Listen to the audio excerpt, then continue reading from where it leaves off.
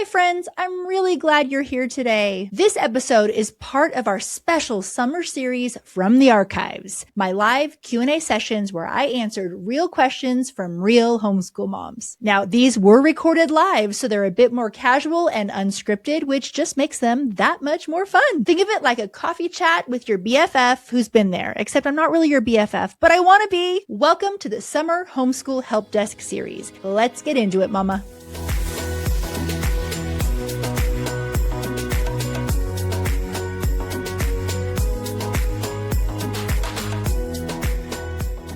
Hi, everybody. Welcome to tonight's live. My name is Christy-Faith. I am an author, speaker, podcaster. I wrote the book. It's behind me, but I wrote the book Homeschool Rising, and I am here tonight to answer any and all questions you might have about homeschooling, about education. I'm an educational expert. I have been in the field for over 20 years. I'm not going to say how many years over 20, but it's a lot.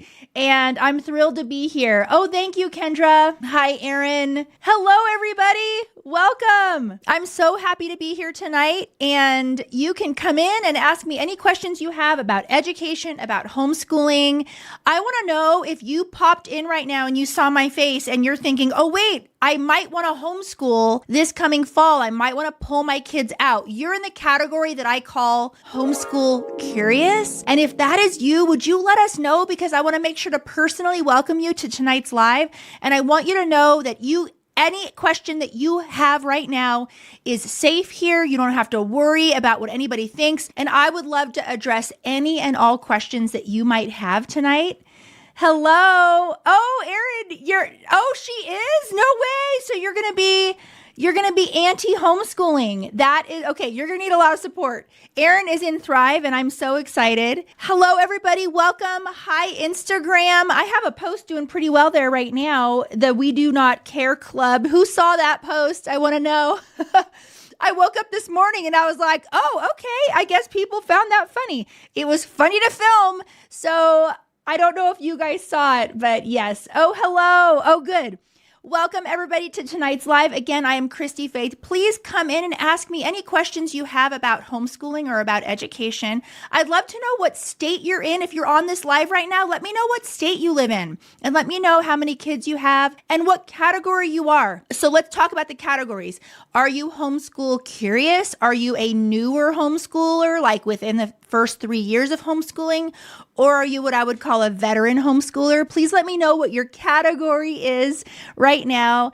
And because I just love knowing who's on the lives with me. Yes, hi. Welcome, everybody. It's so fun. And I think for the first time in a long time, all of the platforms are working this evening, right? Are you guys enjoying your summer? We are. We have the 4th of July week for us is always a really big week because it's a birthday week in our family and 4th of July. And so I'm going into next week looking forward to a blast. We've been planning the meals and planning the holidays and planning the festivities. Yes, Kendra, you are. Yes, Kendra, you are a veteran. Plus, you were a school teacher. Anybody in here formerly a school teacher? I would love to know. If you have never been on one of my lives or you're not familiar with me or my side of the internet, again, I'm going to tell you some freebies that I have on my website.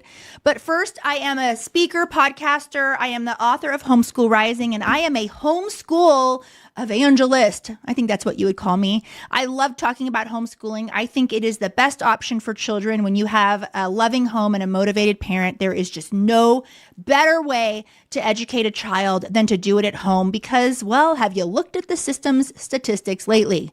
Yes, they're not looking so good. So I want to talk to you about free resources that I have for you on my website, because I believe in free resources that are not lame. So number one, we worked really hard to develop this. We have a 5-minute homeschool style finder quiz that will let you know which of the 9 homeschooling styles or pedagogies you are. If you don't know your homeschool style or your homeschool pedagogy, you really do need to know that because it helps you choose your curriculum and it helps you make purchases more wisely, and it kind of saves your bacon down the road where you're not wasting money. So I have that 5-minute homeschool style finder. You can take that right now and then pop back into the live and let me know what you came out as. For those of you who are homeschool curious here tonight, I have a free how to homeschool guide. I call it a guide. It's actually an ebook. I think it's 26 pages at this point. So please grab that if you're in the homeschool curious phase. We're now in summer. This gives you all the 6 steps to get started and to launch. Let's see, what else do I have on my website? I have a curriculum comparison chart. So I have the freebies on my homepage, but then I also have a button that says store or shop. But my shop has a whole free category on it. And so all the things maybe that aren't on my homepage are also in that shop if you click free. So please, please, please look at what I have for you for free. We put so much time and expertise and energy into creating those resources for you because as far as I'm concerned, it's a really hard decision and I want to help you along the way and show you how it's done because it really is a beautiful lifestyle and I want you set up for success. All right. Do we have questions for tonight? I hope we have some homeschool curious mamas who need encouragement and have questions. Okay. Would like to homeschool my daughter after 5th grade. Everyone always says, how you homeschool and work from home? Yes. Well, I do. I homeschool and work from home. I work full time and so does Scott. And it really does depend on your arrangement, your support, your job, if your job is flexible. There's a lot of factors, but this is what I will say. So a lot of moms work and homeschool, and it really comes down to when your kids are kind of at the more independent age, like you're past toddler, you're past teaching your kid how to read, really the magic is in the sourcing. That's where the magic comes in. That's what makes it possible. And sourcing really well, really smartly so that you are teaching what you need to teach and what you want to teach. And then you're also allowing other really great reputable companies to do some of the heavy lifting for you in other particular areas. So that one company that I use for this is BJU Press Homeschool. I use BJU Press Homeschool for science in my home, for Bible in my home, and my youngest is on the English and the reading. And let me tell you, it is just really been a game changer for me because I can be working with one kid while I know the other kid is totally taken care of, doing a subject in the other room, and I can check in. So some subjects I really just need to check the work and have discussions about. I don't have to actually be involved in the actual teaching of it or lesson planning. BJU Press Homeschool does all the lesson planning for you. The reason why I like it is because I'm kind of a Charlotte Mason classical girly. I want to have discussions. And so what I love is the framework is there. It has just enough structure and flexibility where I can adapt it however I want on any given day. One day we were in a crisis and my mom had a health scare and I needed my kids to work independently. And so they were able to do that. They were just set up to do it. And then there's other times where I want to be involved and I'm sitting there and we're talking about the things and we're asking questions. So, and having dialectic discussions together. So if you haven't checked out BJU Press Homeschool for some of your subjects, I really encourage you to do it. It's been a fantastic addition to our homeschool. They're kind of known for being an all-in-one curriculum. And what that means is you buy an entire grade level and they are fantastic at that. That is not how I use them. I pick particular subjects that I want to use them for. And so you can do that as well. I also do family together learning with them. So my 3 girls together, we do science. And so that really fosters that discussion and the hands-on learning and the critical thinking. I don't actually have them do all of the worksheets and the tests and the paperwork. We talk about a lot of it. So anyway, it really is adaptable. So please do consider them as you're shopping for curriculum this summer. And you will not regret it. They're fantastic. Okay, do we have another question? TL Arujo, 22. Yes. 5-year-old and a 9-year-old want to begin homeschooling this year. Okay, awesome. What platform? Insta. Okay, 5-year-old and 9-year-old. So number one, grab and download my free How to Homeschool ebook or How to Homeschool guide. Make sure to grab that. And then also take my 5-minute homeschool style finder. And that will kind of get you on the road and you'll know what you're looking for, what you want, and it will really help you. And then just open the emails that you get from me. Yes. Alexa says, hi, Christy. Hi. At what grade do you need a spelling curriculum? So you really do need a spelling curriculum while you're teaching reading as well. So, and there are curricula that kind of use those, that do it together, but there is research that shows that learning to read and learning to spell help each other. It's kind of like this beautiful circular thing. I highly encourage that you're using a phonics-based spelling curriculum while you're teaching your child how to read. Now, can you teach your child to read first? Yes, but you should layer in a spelling curriculum as soon as they're able to write, at least. Yeah. And Alexa follows up with, in what age for history curriculum? When would you start introducing it? Okay, so history, I'm about to get edgy. Here. So history is interesting because as you guys, some of you already know that I am a trained historian. I have a graduate degree in history. So when I look at studying history and the why, like what is the reason why we study history? The truth is that a lot of those reasons why kids can't think through those until they're a little bit older. So I'm not saying that we don't have our kids, know math facts. And I even do memory work in my homeschool, and my kids can say these history sentences. So I'm not going to give you a grade level or an age. It's really your child's ability. I'm not saying don't do it in the early years. I did it, but I just didn't do it in a way where it was an everyday hardcore subject like math or something like that. We did it really family together, living books. And actually, that's really how I like to do history in general, all the way up through high school, even in high school. So I want to encourage you, if you have been stalking Thrive or looking at Thrive and you're looking to homeschool this fall, I want to encourage you to join Thrive now. You can get through my 8-step homeschool success framework and my fail-safe homeschool setup. We cover and we help you with all the logistics for getting your homeschool up and running. We go through how to buy curriculum, how to do your schedule, how to do your year schedule, your monthly schedule, your weekly schedule, your daily schedule. We cover it all. We leave no stone unturned. And so now is a great time to join Thrive so you don't have to binge those videos. These are classes, like you're printing binders, you're writing stuff in. I help you keep yourself organized when you're buying curriculum and sourcing curriculum for multiple kids. I make sure you know what subjects you should be teaching at what age. All of that is in Thrive Homeschool Community. So please go check out that page right now. And hopefully we'll see you in there. Yes. Kelly says hi. Kelly. Oh, hi. Hi, Kelly. I want to go back to the Athena. Here's what I want you to hear, everybody, on this, because I know that kind of loosey-goosey freedom is very attractive, right, in the homeschooling movement. And we see these Instagrams and we see, kids frolicking in the fields, and it almost seems like there's no schedule at all. I'm here to tell you that based on 70 years of research in child psychology and development, children thrive with a structure, not necessarily a rigid structure, not a rigid structure with authoritarian parenting, not that, right? We want a healthy attachment, but kids do need a structure. In fact, there are studies that show that kids without structure actually are extremely anxious when they don't know what their day is going to look like. They don't know what's next. They don't know. They need that grounding force. So I want to encourage you to download those free sample schedules.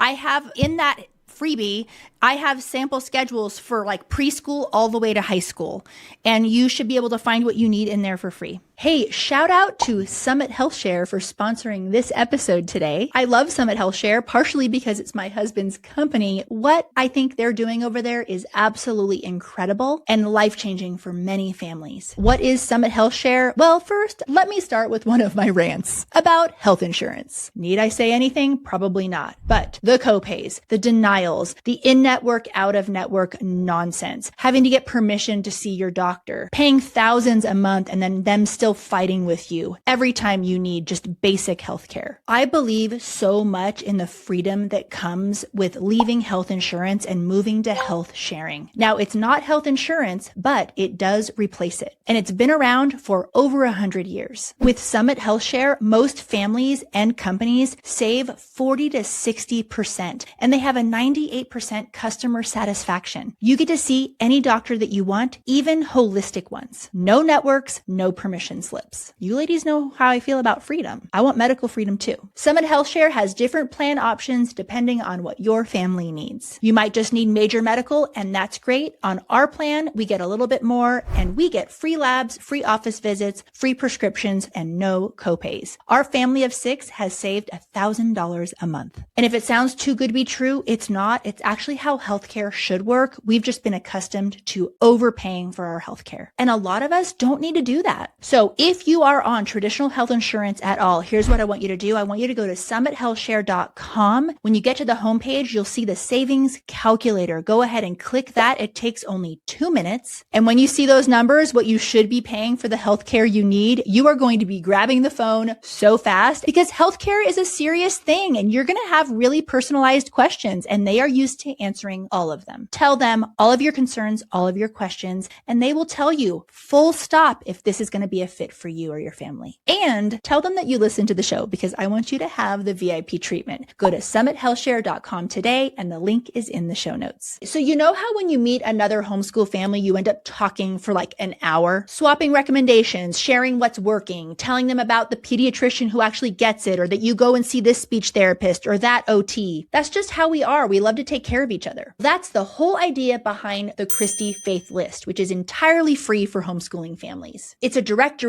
of colleges, businesses, doctors, reading specialists, any kind of business, you name it, who share our values and want to work with homeschooling families. All those recommendations that you're always passing around, now they're all in one place. And if you're a business owner or part of an organization that loves to work with homeschooling families and wants more business from us, sign yourself up. We want to know who you are and we want to support you. Search the Christy-Faith list today and find the people who know you, get you, and want to work with you. Let's support the people who support us. I will put a link in the show notes. Okay. Melanie Yes. said she was having some trouble getting back into her account or something, so just Okay. have her email. Yeah. And Melanie, if you want back in Thrive, just email the hello email and Bryn will help you. Yes. Okay. Yeah. Okay, so TL Arujo. Well, before we go to TL Arujo, Okay. we're getting you on Instagram there, but Sullivan, Therese Sullivan. What phonics program do you recommend? Okay, so I recommend, there are quite a few great reading programs out there. You want to make sure that it is a phonics-based program that follows the science of reading. There are quite a few that do that. So if you want a list of ones that I love and recommend, you can get my curriculum download. I have a download of all of my curriculum recommendations. In that download, I have a section on reading and language arts. And so please just grab that download. Anything on that list is something that you can trust. So it's kind of like your fail-proof list. So, and that's something I didn't mention earlier. Yes, I have an entire list of curriculum recommendations that if a curriculum is on that list, it is safe for you. It's a good curriculum. Could it be maybe not be a fit for you? Maybe, but it's certainly a reputable, solid curriculum, right? It's not broken down by homeschooling styles. It's just broken down by, would I recommend it? Would I even use it for my own kids? Do I like it? Do I think it does a good job? Is it not damaging? You know, because there is some curriculum out there that I do consider damaging, especially in the category of reading. So go ahead and grab that download and that will answer your question. TL Arujo, can I find what you mentioned? Thank you again and many blessings. I'm super nervous. I have a few people shooting this idea down, asking me if homeschool will prepare my boys for the real world. And it's already nerve-wracking, overstimulating. Oh my goodness. I want you to be in Thrive because we help you with this. You need your tribe. And maybe not Thrive. Thrive isn't the answer. But here's what is the answer. Is if you have a lot of naysayers in your life. I just had a guest on the podcast yesterday and we were talking about this. It's not going to come out for a bunch of weeks, but we were talking about this. How important it is that you have a tribe of people that are rooting for you, that are not looking at you to fail, that are rooting for you, that want you to succeed, that care about you and care about your kids. And if you don't have that, you need to actively seek out building that support network. Do we offer that for you in Thrive? Yes, but I don't want to be like salesy, right? So Thrive is either for you or it's not for you. Go to the landing page and you can take a look and read up all about Thrive, or build that community locally yourself because you really do need it, especially when you have a ton of naysayers in your life. For those specific questions, I actually have a talk that I give at conferences on how to handle skeptics and naysayers. I want to recommend that you grab my book. I do a lot of objection handling in this book and it will absolutely help you because convention season is over. Otherwise, I would have told you, like, come to one of my talks. I'll probably give my naysayer and skeptic talk some time this year in Thrive as a masterclass, but that's not going to be for a while because we have some really great speakers lined up right now. Yes. Does anyone struggle with mealtime preparation cleanup? Yeah. Anyone else struggle with mealtime, preparation, cleanup? Everybody? Wait, can I just add to this? Yeah. I actually, I have cleanup on our schedule, on our homeschooling schedule, and I habit stack it with the meal. So we eat our meal, like we eat breakfast, and the whole family does long enough where we kind of have the sets. We have 4 kids, so we have 4 sets of chores that are pretty equal that they do for an entire calendar year. And actually right now is when we are involved in the little change up for next year. And we're doing a 4-day experiment with something right now, which is going to be really cool. So I don't know if you guys, how do you guys do chores? I'd love to know. Do you guys do like a calendar year? Do you switch it up? It was a little bit harder when I had babies and olders because the younger ones couldn't do everything. But we're now at the point now where my youngest is 9. And so all the kids can do all the things at this point.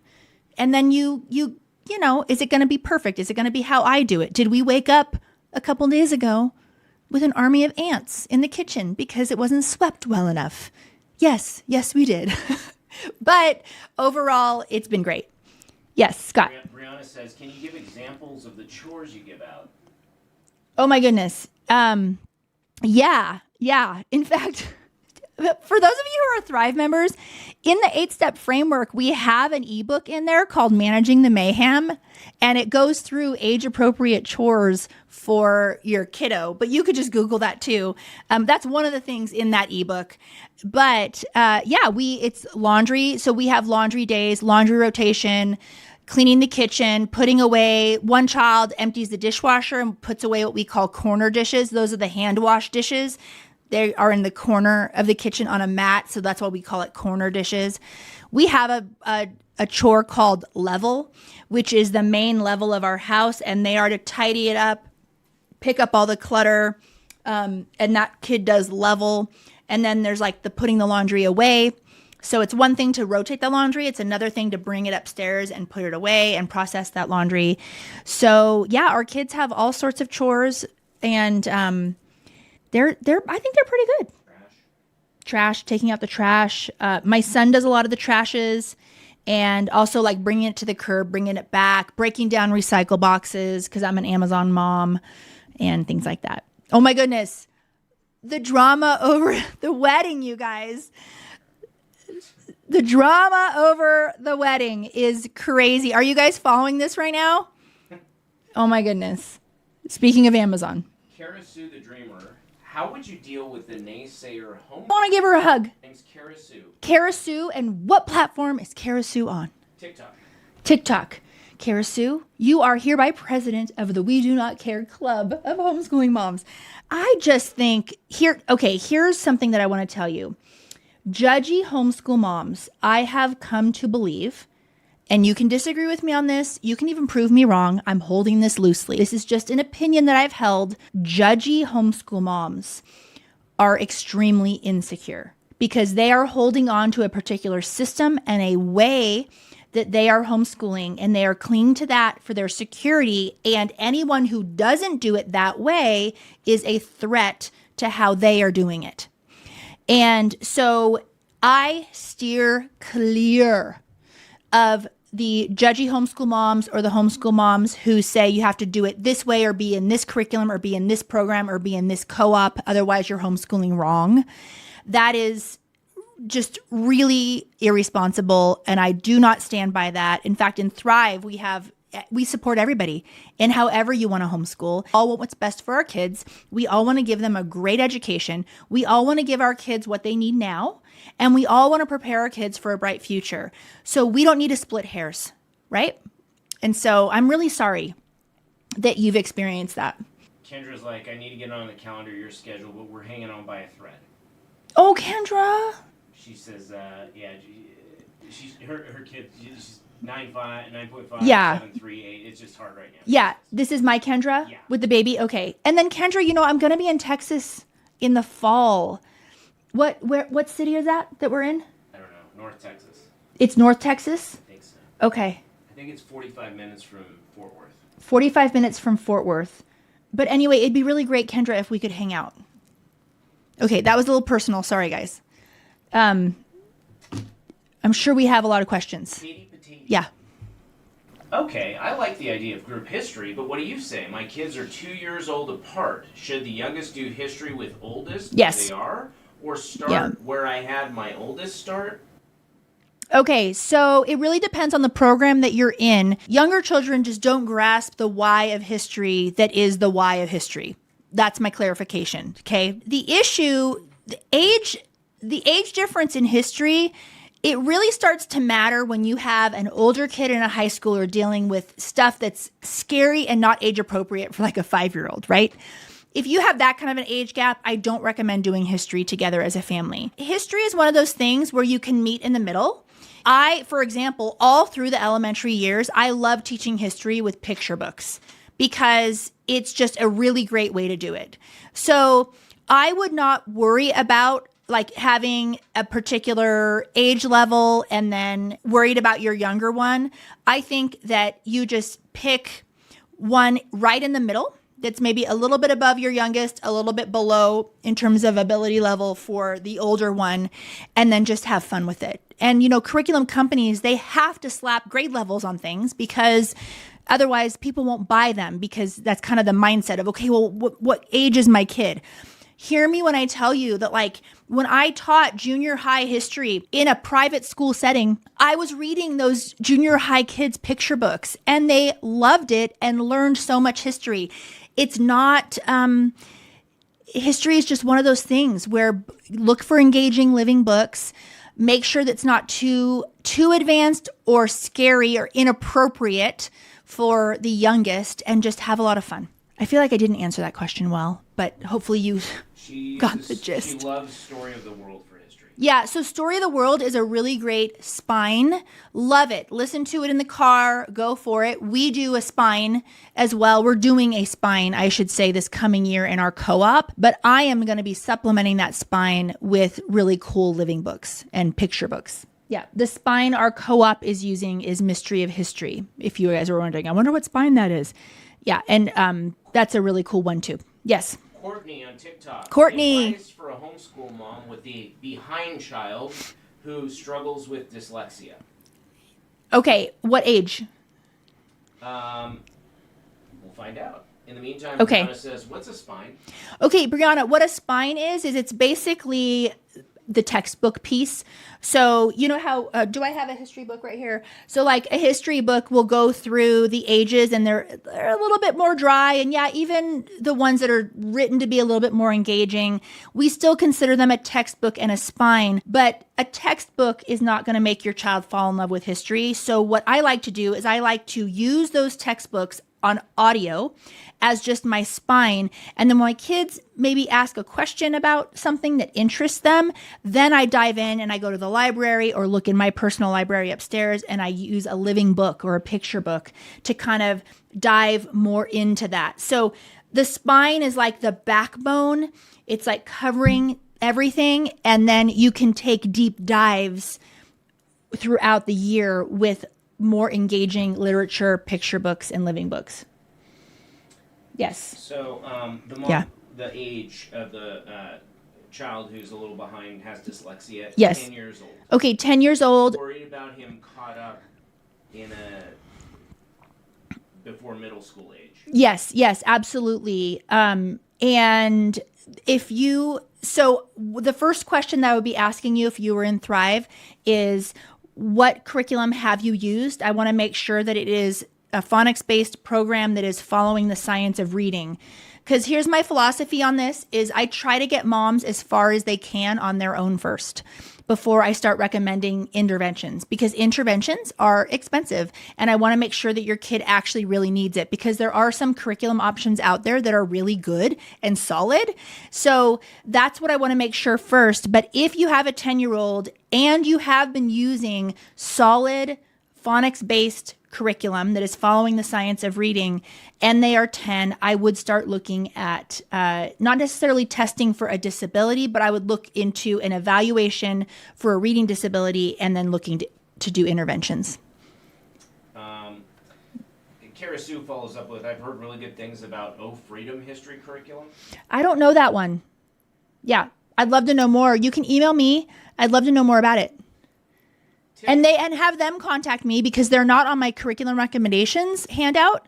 And so if they want to be considered for that, they can reach out to us. By the way, that download with all those curriculum recommendations, none of those are paid sponsorships like what you hear on my podcast. That's a paid sponsorship. That's how I'm able to pay the bills, pay my editors, all of that.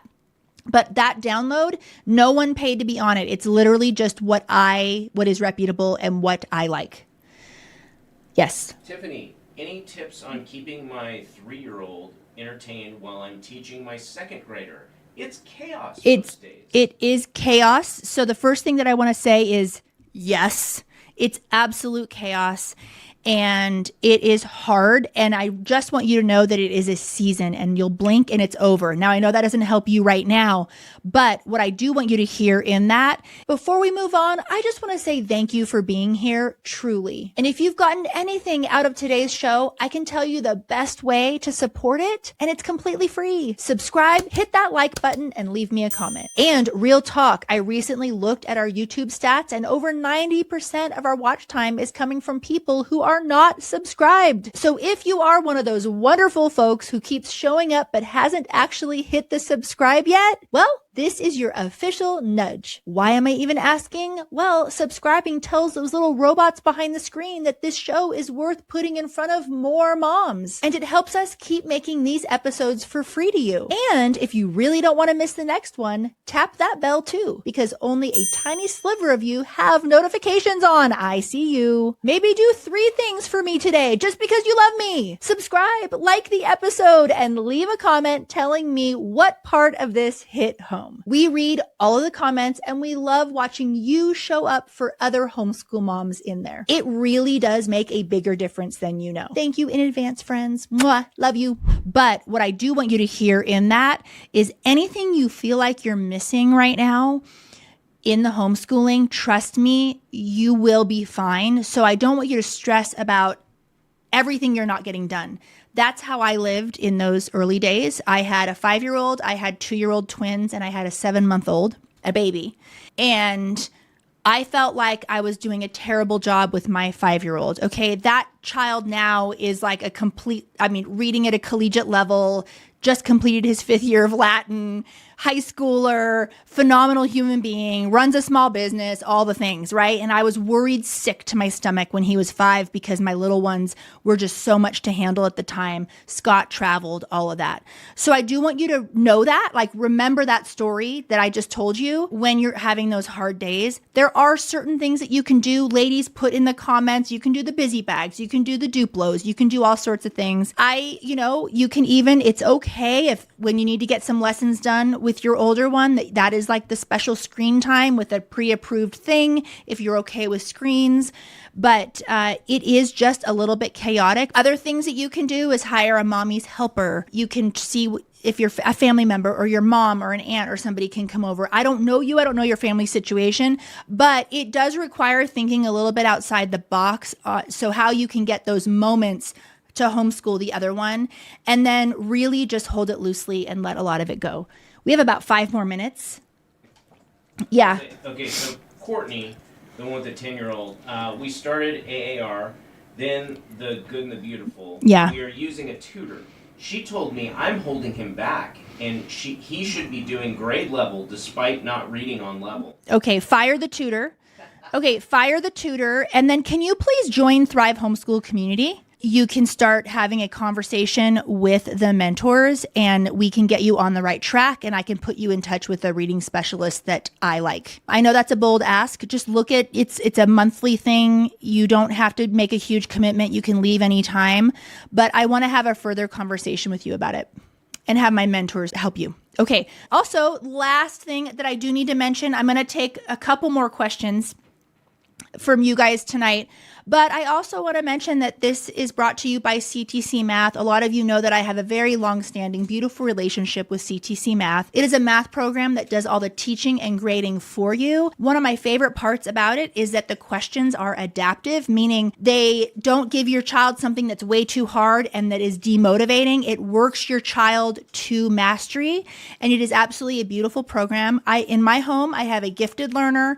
I have a student with a math disability, and I have two what you would call typical learners. Now, I don't like labels, but I'm just trying to explain to you that the way CTC Math is set up, it is a fit for all of my learners, and it really is a beautiful program. It offers a free trial. So this summer is a great time to get on that free trial, poke around, have your child do some lessons, and I know that you would absolutely love it. So please make sure to try CTC Math and do that free trial this summer. Thank you so much for your sponsorship, CTC Math. You have been so good to me, and you have supported me every step of the way. They even sponsored my podcast when I had 0 Zip listeners, 0. So I really do love them, appreciate them, and I am thankful for the relationship that I have with them. All of you know that who know me. And I want to answer a couple more questions before I have to go. I actually have another event right after this. Instagram. Yeah. Katie. Hi, Katie. What is your opinion on the good and the beautiful language arts and math? Yeah. Download my free curriculum recommendations guide and take a look on there. The curriculum that I like is on there. Okay, next question. The question is, what is the best multi-sensory curriculum? Here's the thing about the good curricula out there are incorporating the different modalities. So it really is not necessarily a question about what curriculum. It's more how you are using the curriculum. And that is not evading the question. This is true. So every good curriculum that I use, it has a guideline for the parent for multisensory activities that go along with it.